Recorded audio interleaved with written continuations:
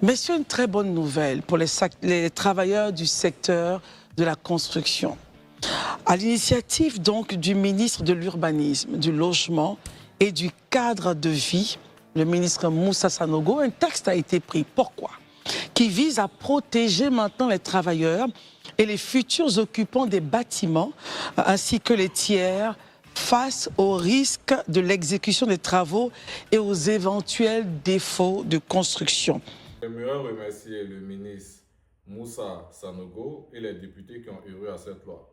L'assurance sert à compenser les dégâts matériels en cas d'effondrement, de sinistre, etc. Sauf qu'elle est limitée, parce que dans la plupart de ces cas d'effondrement, il y a des pertes en vies humaines, il y a des personnes qui perdent leurs membres, jambes, pieds, etc. L'assurance ne peut pas compenser cela. Ceci dit, le réel problème, c'est comment faire pour pouvoir limiter le moins d'effondrement possible. Or, on a fait un constat clair. Les propriétaires ou entrepreneurs confient leur chantier à une entreprise de construction qui elle-même se supervise. Donc, naturellement, si elle fait une erreur, elle ne viendra pas dire au propriétaire, j'ai fait une erreur. Et 6 mois, 1 an, quelques années après, dégâts.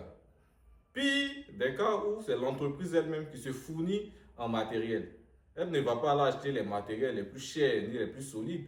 Elle cherche à se faire une grande marge, à maximiser ses bénéfices et minimiser ses dépenses. Donc, naturellement, elle va prendre les matériaux les plus moins chers possibles pour gagner plus. Parce que c'est une entreprise, elle cherche à faire des bénéfices tout simplement.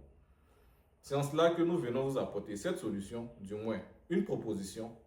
Je suis Kolo Soro, PDG de Bull Control Plus, la toute première entreprise de supervision des travaux de construction en Côte d'Ivoire. Moi-même étant propriétaire, j'ai de l'expérience dans la construction, mon équipe accompagnée d'ingénieurs, d'architectes, etc.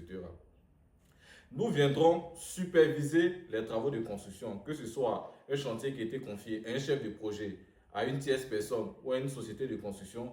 Nous venons faire la supervision et un suivi professionnel du chantier au nom du propriétaire. J'aimerais inciter les députés, sinon avoir une audience avec ces députés-là, pour pouvoir les soumettre notre projet, notre entreprise, afin de voter une loi d'obliger tout chef d'entreprise, entrepreneur, propriétaire, avant de construire un immeuble, à pouvoir solliciter une entreprise de supervision pour venir faire un suivi professionnel sur le chantier. Être là chaque 2 jours minimum, vérifier les matériaux, faire un suivi dans les moindres détails du chantier, faire un rapport des points détaillés, des matériaux, de l'évolution du chantier chaque 2 jours avec des photos et vidéos à l'appui, signaler la moindre faille au propriétaire afin qu'on puisse corriger pour éviter d'énormes dégâts après.